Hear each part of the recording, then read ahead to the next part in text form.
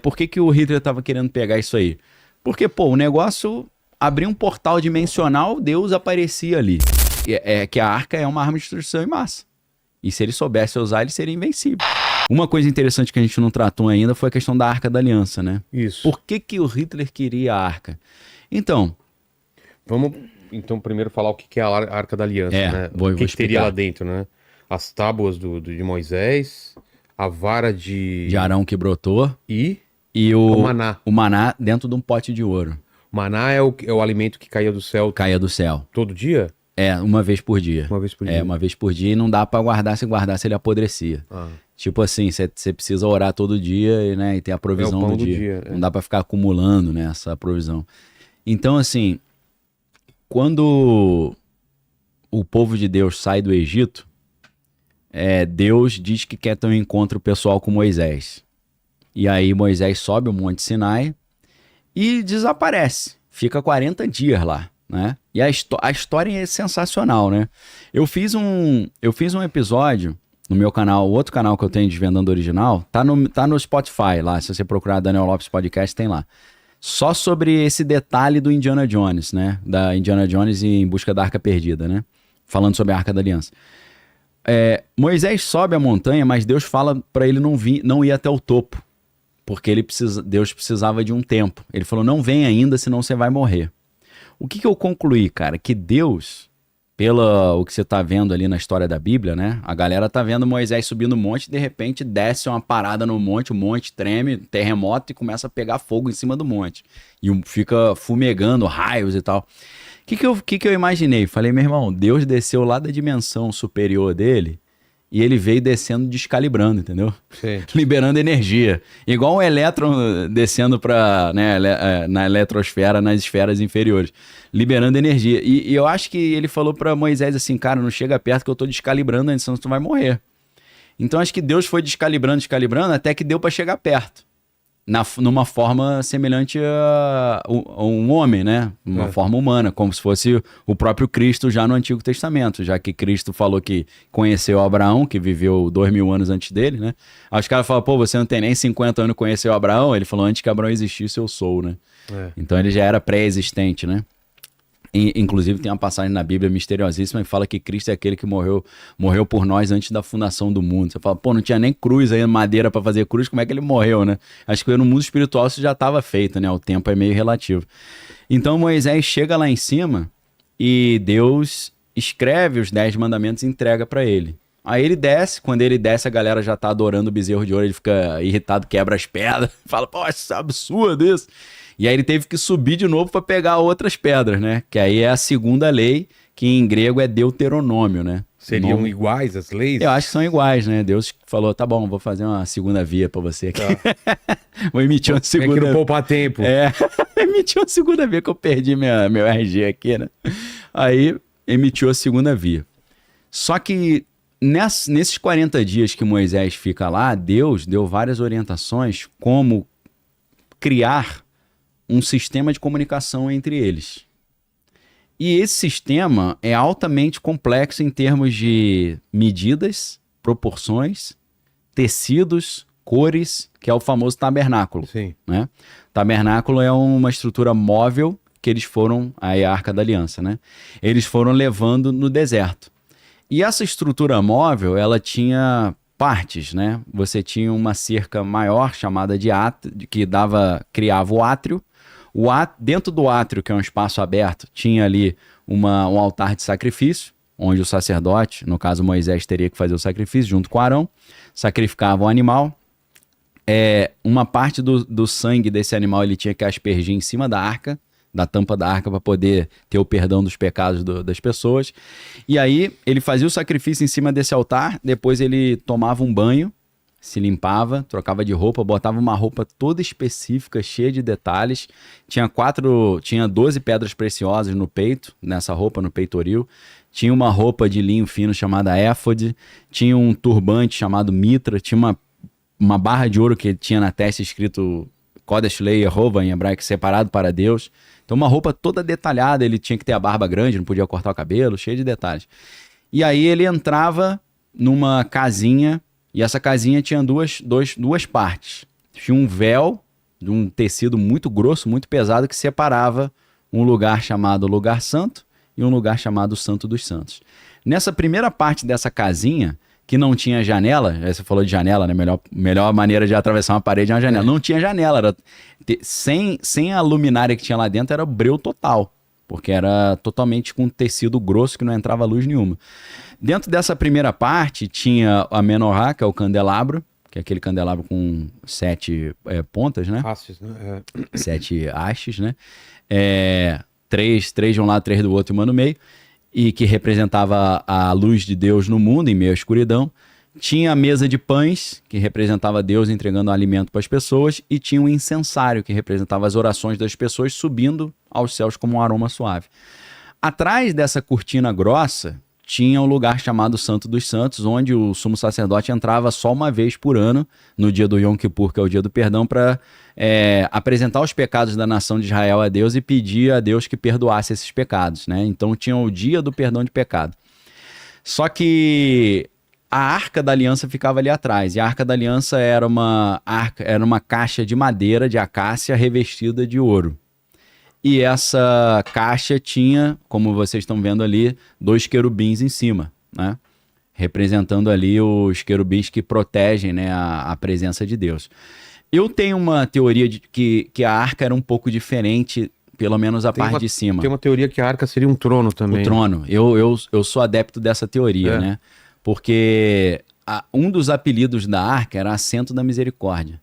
Então eu acho que a arca esses querubins, eles ficavam como se fosse o encosto do trono. Tem uma versão dessa daí, uma simulação de como arca, se fosse um trono ou uma cadeira. Pelo que eu entendo, Deus aparecia sentado nesse trono. Entendeu? Ele materializava ali.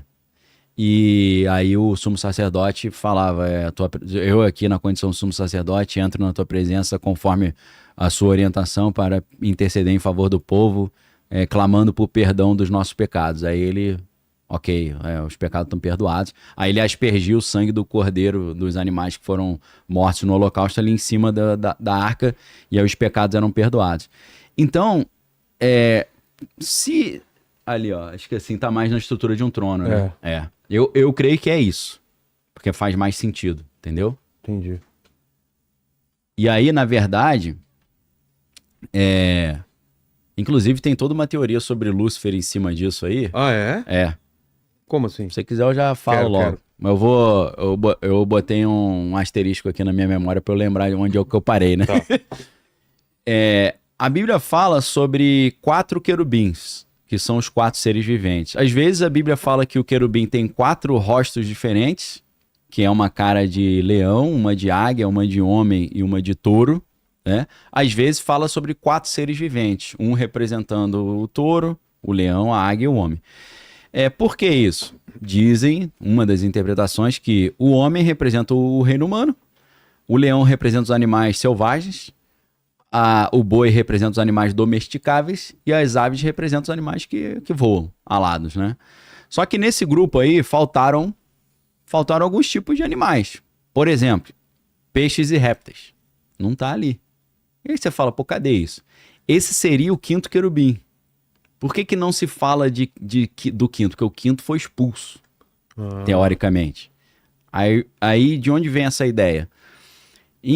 No livro de Ezequiel, capítulo 28, versículo 9, quando Deus está fazendo uma lamentação, o profeta Ezequiel está falando uma coisa contra o rei da cidade de Tiro, que é uma cidade muito poderosa na época, que existe até hoje no Líbano.